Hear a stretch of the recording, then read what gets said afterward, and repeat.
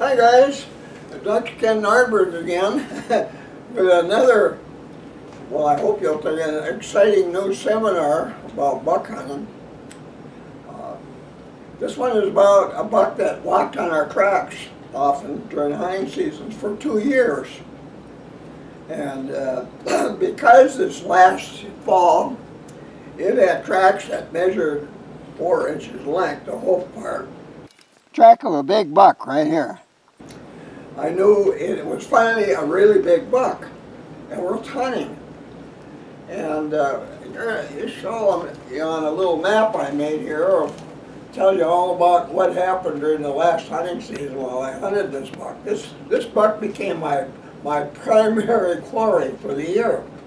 And I really wanted to take this buck because I figured it was now a 5.5-year-old buck in its prime. And in our country, a lot of bucks at that age are dominant breeding bucks, and a lot of them will weigh in the neighborhood of 300 pounds, 305 pounds, not uncommon, dressing about 245 pounds. It's a big buck. Unfortunately, where we hunt, and I need to set the record straight, a lot of people think that Dr. Nordberg only shoots great big bucks.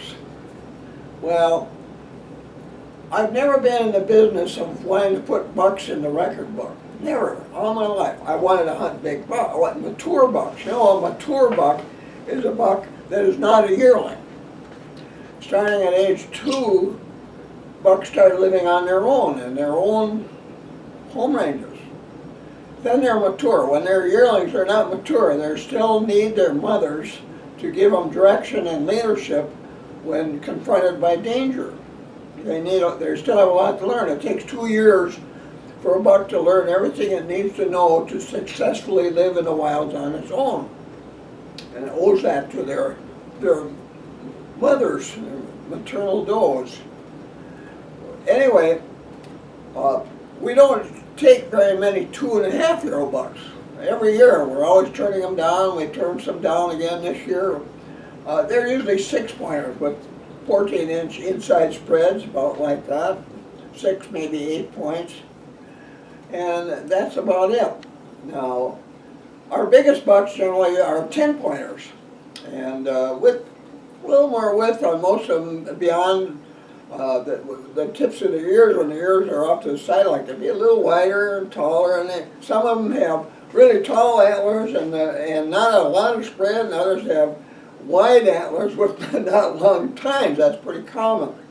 I only know of 2 bucks in 30 years that were taken in the region where we hunt that were record book bucks. One was non-typical and one was typical. And the typical one was actually shot in the area we hunt. But other than that, there's been no record book bucks in that area. If we only shot record books bucks, my goodness, we wouldn't have taken a single buck in 30 years where we hunt. Well, we love that country in the far north, and it's deep wilderness area. We enjoy hunting older bucks. And when we say older bucks, we prefer hunting bucks that are 3.5 to 6.5 years of age. Only 1 buck we've ever taken in that area in 30 years was a 7.5-year-old buck. Most of them perish during their 7th winter. By that time, wolves get them. They've slowed down, they're crippled, worn out. That's about it for our bucks. They live to be 6.5 years of age. But none of them that we've ever taken have gone more than about with antlers that measure more than about 160 inches. That's really an outstanding one for our country. So I don't know how people got the idea that I only shoot great big huge bucks, but that's just not true. I shoot mature bucks generally between 3.5 to 6.5 years of age, and that's true of my sons and my daughters when they hunted, and now my grandsons.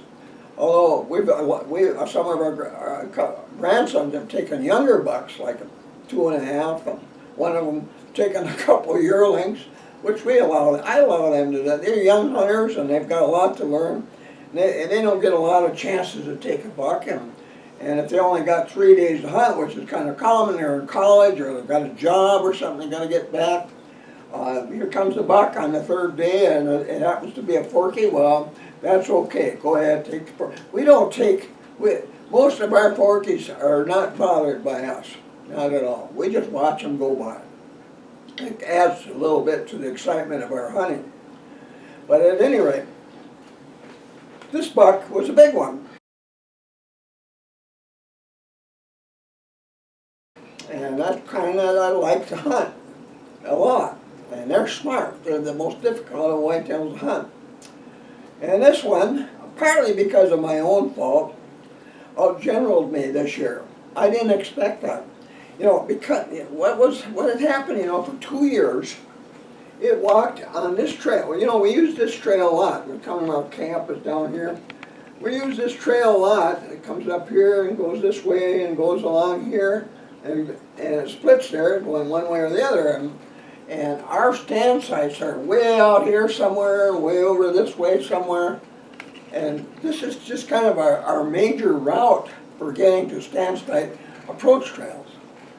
Well, for a couple of years, you know, we'd go in the morning and they would see tracks in the snow or in muddy parts of the trail made by a buck. You know, they were bigger than 3, well, like 3.5 to bigger than that. So we know it was a buck, but at that size, it's not a terribly big buck. Probably if it's 3 inches or 3.5, it's a yearling buck, and if it's bigger than 3.5, it's like 3 5/8, it's probably a 2.5-year-old buck.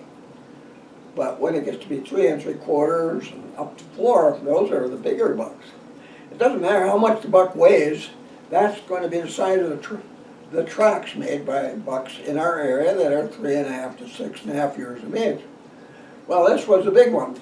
And one night I thought, well, it'll be a 300-pounder for sure, probably a 10-pointer. And I want to take it because at this time, this year, looking at those tracks, this one is now a 5.5-year-old buck in its prime. So I want to hunt this.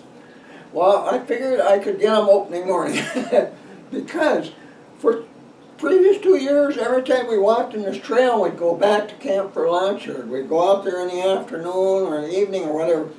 That buck would walk right on their tracks on this section of trail. That's about 400 yards long.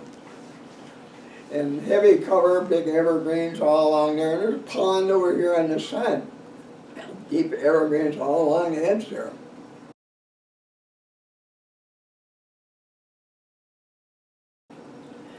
And sure enough, last year when we were scouting, there's tracks where there's droppings, and holy cow, he's a big buck.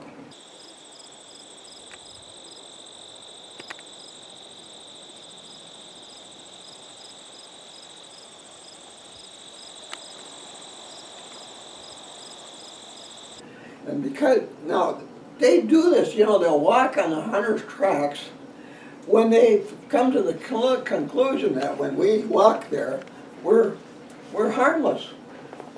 For 2 years we've been walking up and down there. We go out in the morning, shortly after 5 o'clock already, we're going up that trail in groups. 2 of my sons and their sons and me, and my son John and his son often walk on this trail to go this way and this way, going to stand sites on opening morning and other days during the hunting season. And when we go straight through. It's dark. We don't act as if we're hunting. We walk nonstop. Our heads are pointed straight ahead. We're using flashlights to light our way along the trail there. It's marked with tacks, so we don't get lost on the trail. But that buck got to the point it probably bedded or fed or something, maybe watered there.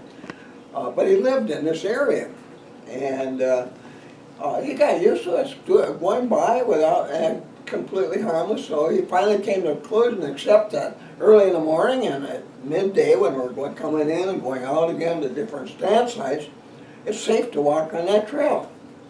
And that happens with does and any kind of deer in the wood, any age, any sex, it happens. But this was a big buck that was doing that. So I figured, while scouting this year, and I didn't have a lot of time because I had surgery scheduled shortly after scouting. And I had to get a MRA and stress test and other tests before having the surgery. And I just had to slip my scouting in this year in between there. John had already been up there one time, and this second time going up there for him. But by the time we got to this part here, I decided I have to have a stand site somewhere along this trail here, about 30, 40 yards away from it. And I want to be downwind or crosswind, which means I couldn't be there while we were east wind, any direction to the east and blowing toward the trail. That wouldn't be good. And I thought if I can get in there without the buck realizing it, I'd have a good chance of getting him. So opening morning, my son Ken and his wife Sue and his son Ryan were planning to go up here and cross here and go stand sites out this way, direction over here. And I went with them. And well, we went up the trail, it kind of turns here, goes west and then north again, in that red section there. Right near the beginning where this turn is, I picked a trail, it was actually a deer trail that went off in this direction. And when you got over there, we were 30, 40 yards from the trail out in front here. And there was a great big old evergreen laying there, and right about there, and a perfect spot for a natural blind. I mean, it didn't have to do hardly anything there.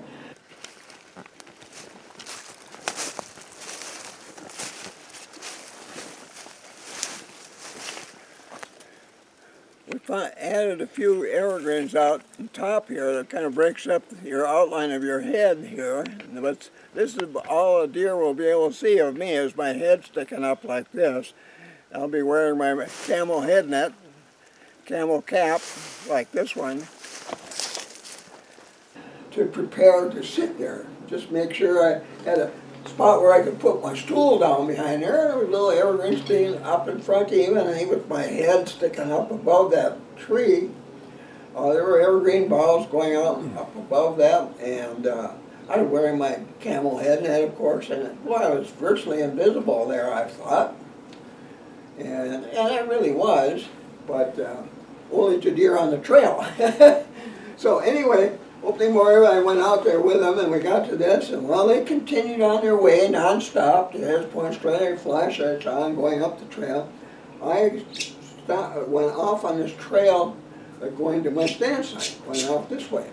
And as soon as I got there, my light went off, and I found my way, being careful, and on my trail, the deer trail, that was cleaned of dead branches. I had to lean down over overhanging branches to get there, but followed my trail, went in there and got to that drop pine and sat down behind it. And oh, I thought, boy, this is perfect. You know, it really sets that buck up for an easy harvest. Because here goes the hunter just like usual every year, and he finally figures now it's safe to go on that trail. Here I was sitting at my stand, and the wind was from the northwest that morning. Perfect, you know, blowing down this way. So any deer on the trail would never smell me, and I was virtually invisible and not making any noise, just sitting there. So I figured, boy, I'm going to get a big buck this morning. So I sat there. 11 o'clock came, and here comes Ken and Sue and Ryan walking back. They didn't see me until I whistled at them. Then they spotted me finally then, and I came out with them. We went back to camp. But that buck never showed up. Well, while I was sitting there this morning, I was starting to shake my head thinking, not visibly, thinking that there's one thing I failed to do. And I was saying I should have done it. I should have had time to search along this side of the trail for a buck bedding area. Or at least a place where it appeared the buck spent a great deal of time maybe laying down, or a lot of tracks, or maybe a trail with its tracks and droppings in it. Somewhere on this side of the trail. It would be a natural thing, you know, the buck laying in his bed, watching us going by, back and forth, and that we wouldn't even notice him. It's like that doe that bedded only 75 yards from our camp this year. We never noticed a deer doing that, and just ran up behind us, keeping an eye on. We walked right by it every morning and every noon and every evening. That doe knew well, we were going up that way, so it's safe to lay here or somewhere else, wherever they felt it was safe to be, and was really keeping track of us. They're really smart. We've had bucks do that. I had a buck doing that a few years ago, and when I finally decided to hunt it, I had that buck on the ground within an hour and a half, and of course sat down downwind of a little feeding area close to where that buck had been walking on my tracks every day. So I thought, well, boy, this is really good, but it didn't happen. And as the morning went on, I was starting to think, darn it, I'll bet that son of a gun was bedding somewhere in that area, and probably on this little hill here that we call Four Bear Hill, the hill where Gene and I had to run for our life when the mother bear got really upset because we were taking pictures of her little 10-pound cubs, 3 little cubs.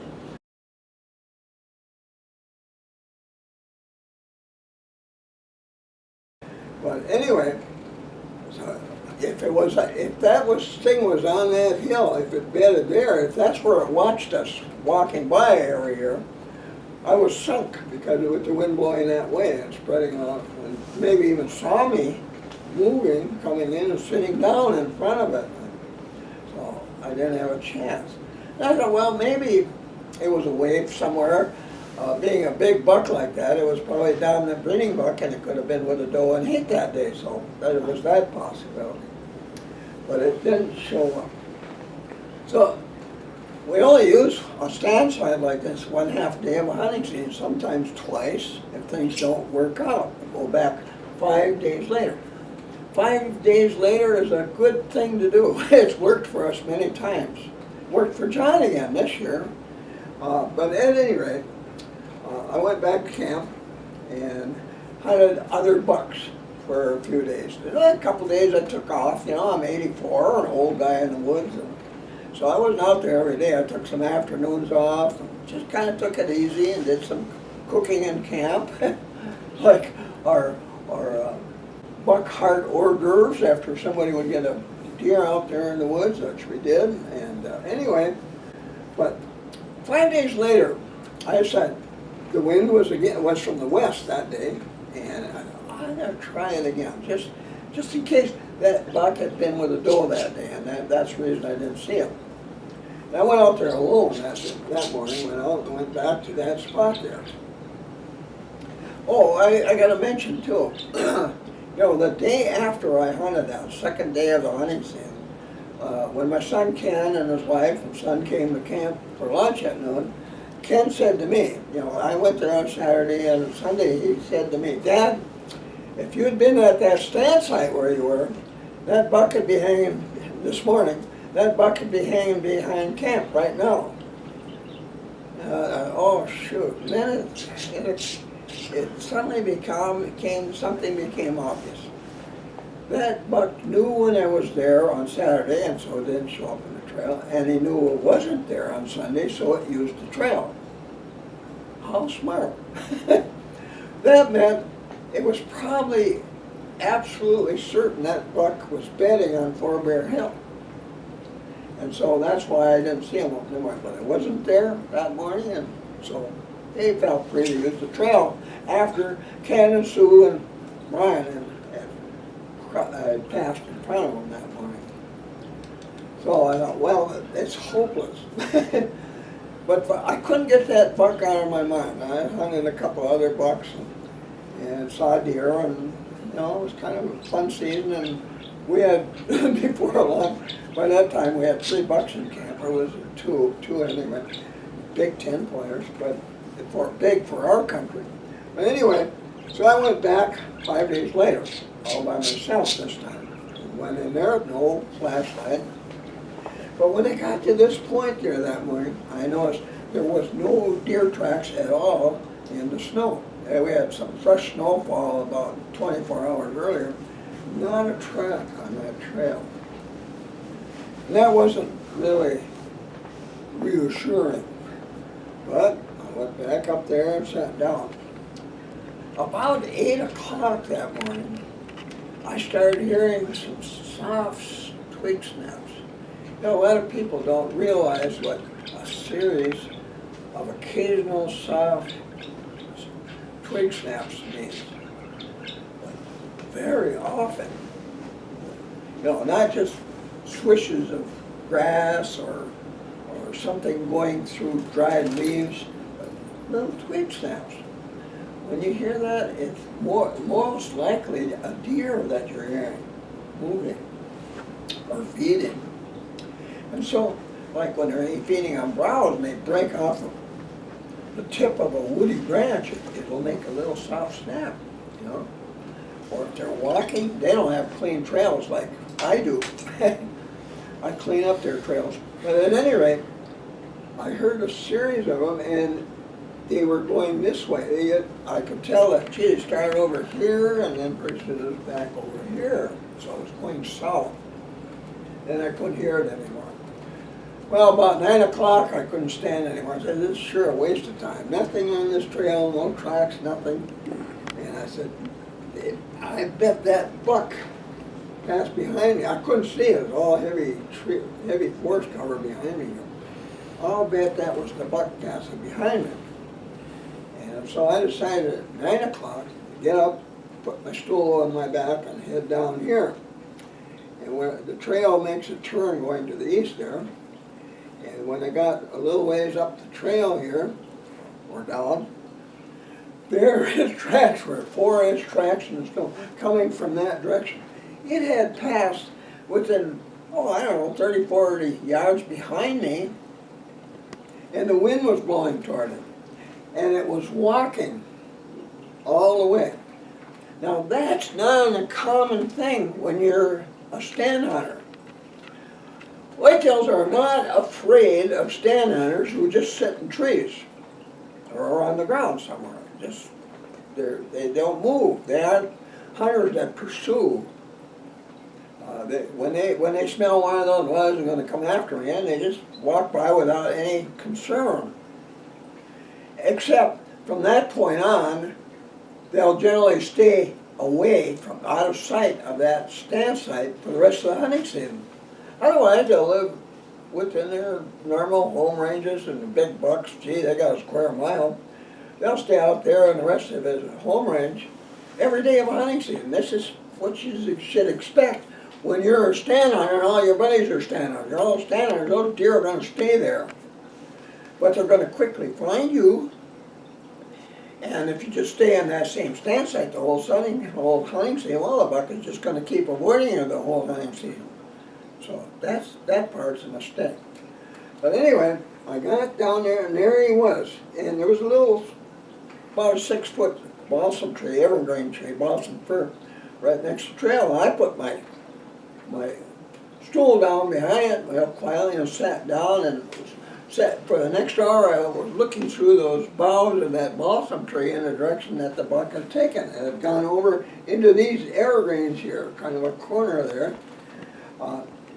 And it had gone over there, and I watched for an hour and didn't see anything moving during that hour. So about 10 o'clock, put my stool back on my back and went off on this trail, went over this way toward the west, then it turned, or east, then it turned south again. I was going south all the way to camp, and we're still half a mile north of camp at that point.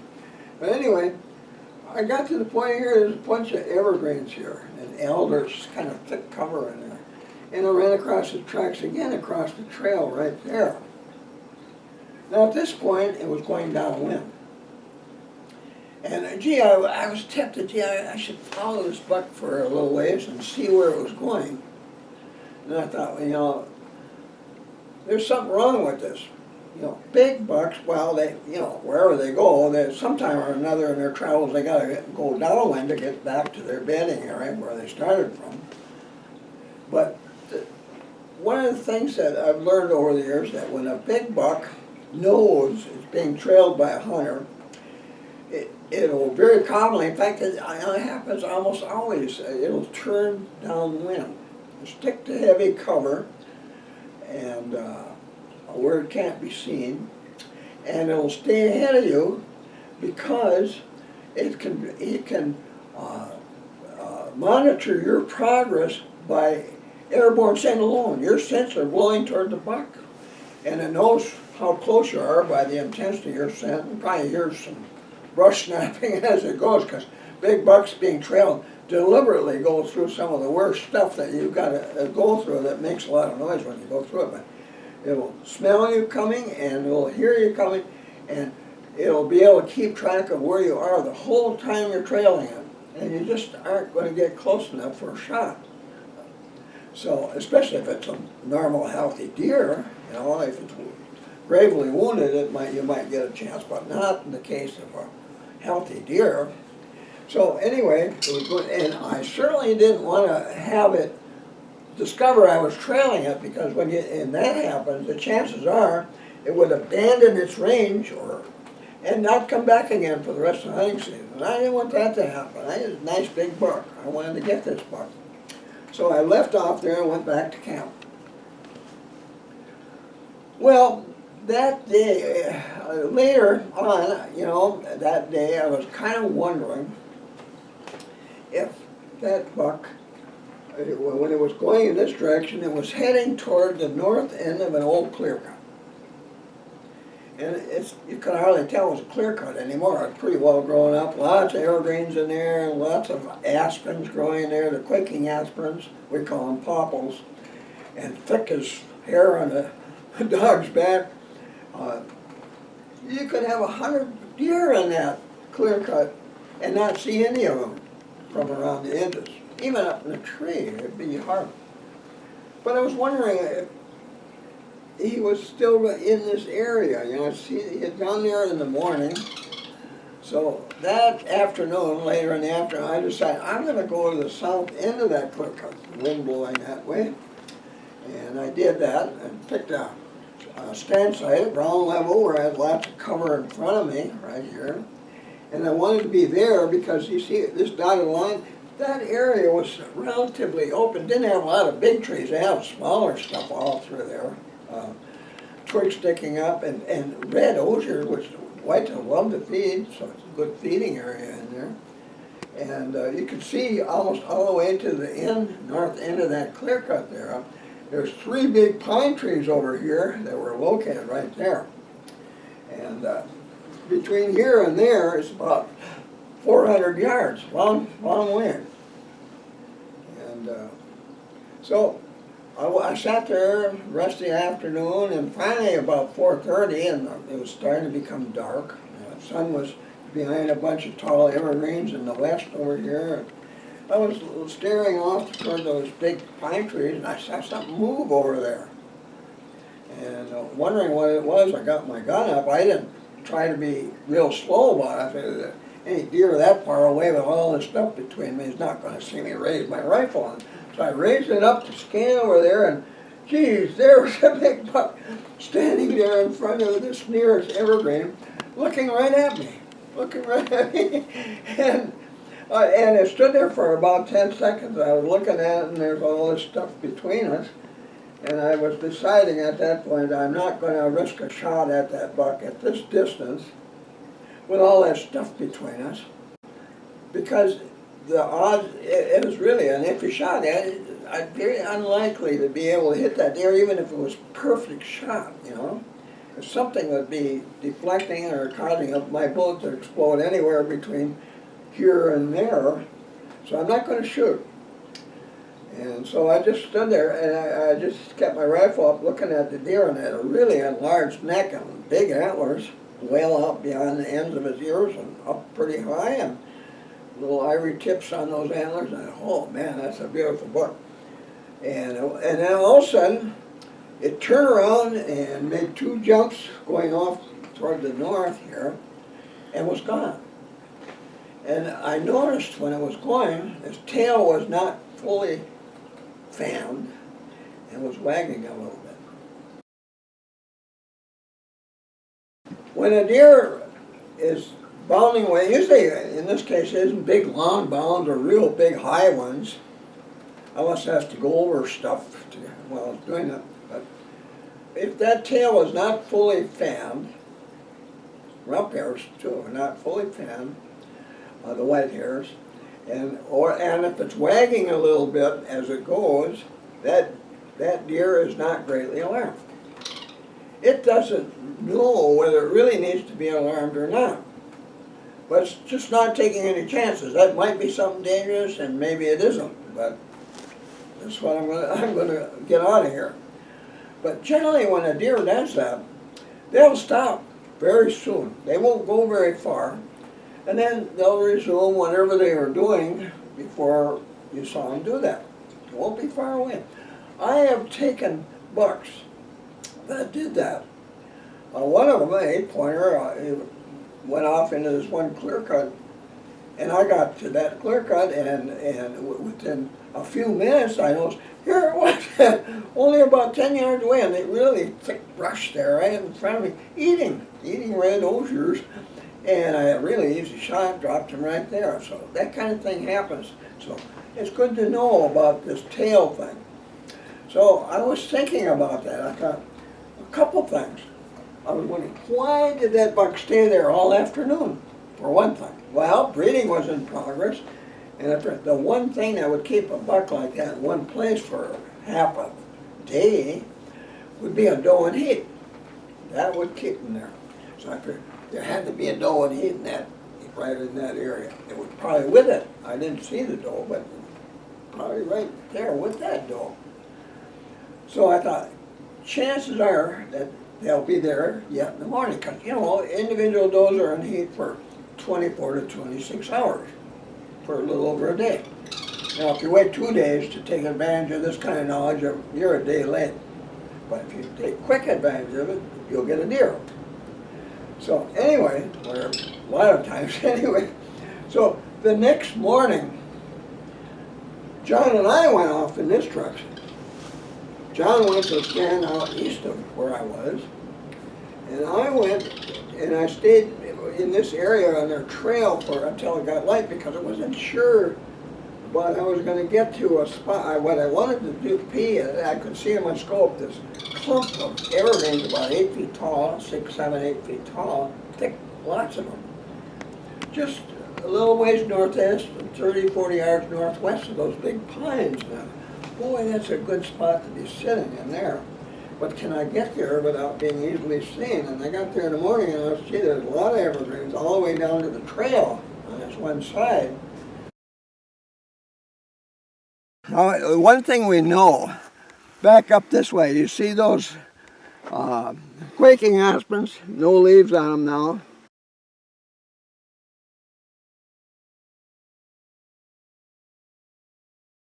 See that there? Back there to the left and to the right. To the left is an area we know a doe family beds regularly in the woods. And over to the right, there's a little opening up there with tall grasses in it that we know antlered bucks, older bucks, bed. They've done that for years, for 30 years in this area. So anyway, the deer that feed here likely come out of the doe bedding area back this way, and the bucks that come here, especially when a doe is in heat, will come out of that area. And this part up behind us, up here, up on my left, is an old clear cut, and it's being taken over by these wonderful evergreens. Here's a jack pine, a lot of jack pine, a lot of white pine. There's a white pine. Boy, do they make perfect ground blinds for a ground level stand hunter using a stool. This is turning into an area that I've got to hunt this year. But I decided to wait till I could see where I was going. So as soon as I got first light, I slipped back here and went carefully up through there and sat down here. And I could see these 3 big pines out in front of me, and I could see a good part of this fairly open area of this clear cut here, where deer have been feeding. I'm going to take this buck today. So I waited, and I wasn't concerned, when they're feeding, gee, they could be out there at 10 o'clock, so plenty of time. Well, at 8:45, I heard a shot there. It was it was nice to hear, but you know what was awful about that? John and I were the only people left in camp at that point. And I was the only one with an unused hunting license. That shot meant, this was John's third dominant breeding buck of the season that year. I said, oh shoot, you got the buck. Maybe it was the one I was hunting in. I didn't know. But he got a buck, no doubt about it. So I thought, well, so I'm all done. I was sitting there. So after a bit, I thought, oh hell. And so I went back and I sat next to the trail waiting for him. And sure enough, he shot a nice, it's almost a 10-pointer. It had a little knob on one side that should have been it wasn't qualified as a regular time, but it was a 9-pointer, nice buck, pretty buck. And I was really happy for him, but I was thinking to myself, damn. And then I was thinking, well, if that buck is a 5.5-year-old that I was hunting, he'll be here next year. Good chance of that. And so I'm looking forward to next year, and I've got some new stance on. Like, I want to be over here where this buck went across this area. I want to be over here next year. And I got to pay more attention to this spot. You know what we did when we were scouting? We actually made a blind there. And if I had been there on that second day that I went to this stand site, if I had been there instead of going there, I would have got the buck.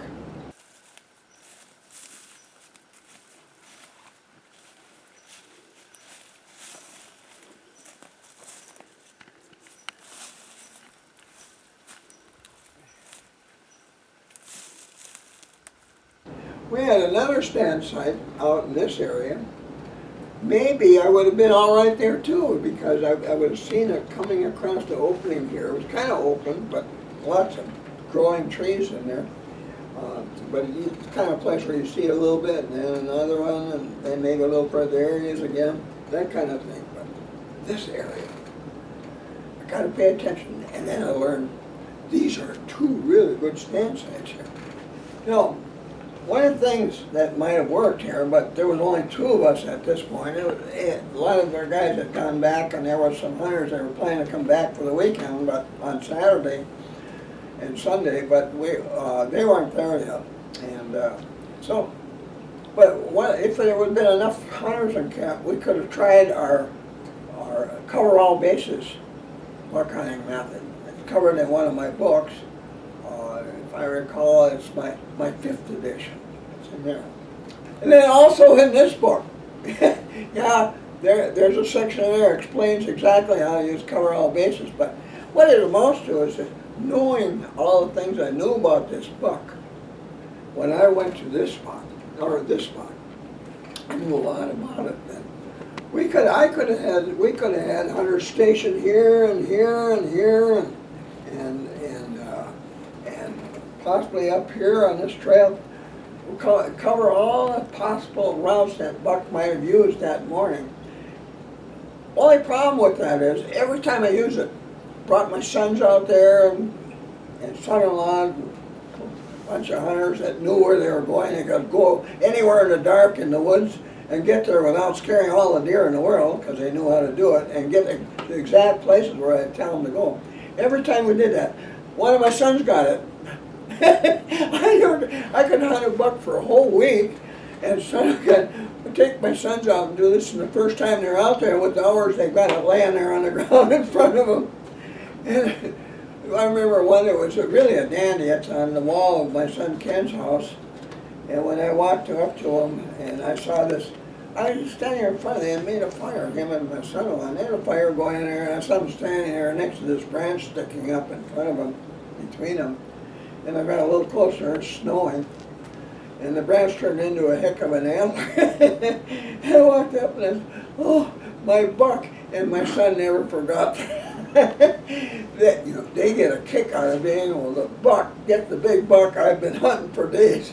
And it's kind of a mean thing to do, but that's okay. That's why we do it. But cover all bases is a good cure for hunting a buck that's really hard to take. And this sure qualified for that. He was a lot harder than I thought he was going to be, I have to admit that. And maybe that's what we're going to do next year. Maybe opening morning we'll cover all bases if we find his tracks on that trail again when we scout next year, and his droppings. So anyway, really interesting. But you know, this is a good exercise. Think about deer that you've taken, and think about why you got it. How come I got this deer? What was happening here? Or about deer you didn't get, like in this case. Boy, I got this all mapped out and showing you what happened and why. That gives you a lot of insight on what you should have done.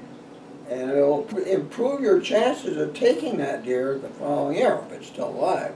Because this buck isn't going to, he had no reason to change his ways. He'll be there next year. I mean, we didn't run him out of the country. We didn't shoot at him, we didn't wound him, we didn't do anything like that.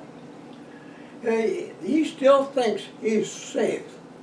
Now, if you can get through the winter, if our winter isn't terribly tough on our deer, well, they already got 2 feet of snow up there. But if it isn't terribly tough on him, there's a good chance he'll be around next year as a 6.5-year-old. And at which age, their antlers are a little bit smaller, but they still got a lot of bulk in them. Nice bucks then. So that's what we'll do. Well, guys, so how about that for a seminar? I mean, there's something to keep in mind, you know, when you're planning to hunt next year. Think about deer you hunted last year and why things worked and why they didn't, and try to improve on it. And usually, when you do something like this, you're going to come up with all kinds of ideas, like I did right here in front of this map while you're watching me. So, anyway, another reason to have your book. I mean, learn how to do these things today so you'll be ready come fall. And so when you get out in the woods, things will start to make a little more sense about, you know, when you find deer signs, you know, no more guessing. You're doing things that you know are going to happen. And that's a good way to get to be regularly successful at taking mature bucks. When I say mature bucks, I'm not talking about 200 antlers that measure 200 or more, 180, 190. I'm not talking about those. I'm talking about big bucks, at least for our area, the biggest bucks for our area. Toughest to hunt. You got more big bucks where you hunt. You really do. Almost everywhere in America there's more big bucks. And in a lot of those areas, they have great genetics for really big antlers, like down south central Texas, like in Buffalo County in Wisconsin, lots of different places. Down along Mississippi, in Iowa, down that area, Council Bluffs area, big bucks in places like that. Maybe you got some in Georgia and Alabama, other places like that, hot spots for big bucks. Well, you got them. I don't. I never will. And I do not, don't think I'm a guy, oh my, I must get all the biggest bucks in the world. I don't. But I love to hunt older bucks that are really smart. And these bucks are not, you know, the kind we get, anybody, most hunters would think, boy, that's beautiful, I'm going to have them mounted. And it's not a record book buck, but it doesn't have to be. If it's a trophy, if you think it's a trophy and worth mounting. Even a 2.5. I've been in houses that are full of 2.5-year-old bucks. And I just looked around and thought, oh my, why are they shooting so many 2.5-year-old bucks? And so, anyway, we enjoy our hunting, we enjoy outsparing big bucks, and it isn't such an awful thing to be out-generaled by a big buck. It makes you humble. It makes you feel really, you know, glad, boy, I finally outsmarted one of these big guys. That's kind of super. So keep that in mind. That's the best whitetail hunting there is, really. And we got our usual 4 big bucks this year. John got 3 of them. It's really unusual, made possible by party hunting. But anyway, it was a great season, the one we'll never forget. And you need to, you want some great seasons you'll never forget. Get your book. Don't mess around. So get your book and start going through this thing, and you're going to learn more and more every time you go through it. And you will for the rest of your life. You'll be checking back on this thing the rest of your life. Okay? Well, with that, before you check out here, be sure to poke that red button down there and subscribe to my YouTube channel. I really appreciate that. And then also poke the thumbs up button if you enjoyed what you heard today. And I can't imagine you wouldn't. So do that. It's no problem to do that. You know, just take a minute or so. But that does a lot to ensure that I can keep bringing you hunting seminars like the one I gave you today. So do that. I have a lot more. Wait till the next seminar is going to be something really unusual. Wait till you hear the next one. So with that, thanks again for watching, and I'll see you again soon. Be sure to visit my website. Here's the link. Here you'll find links to my blog posts, my Twitter account, my YouTube account, my Amazon store with links to my ebooks, my son's eBay store, a money saver if you're ordering from Canada or other countries, my website bookstore, and much more.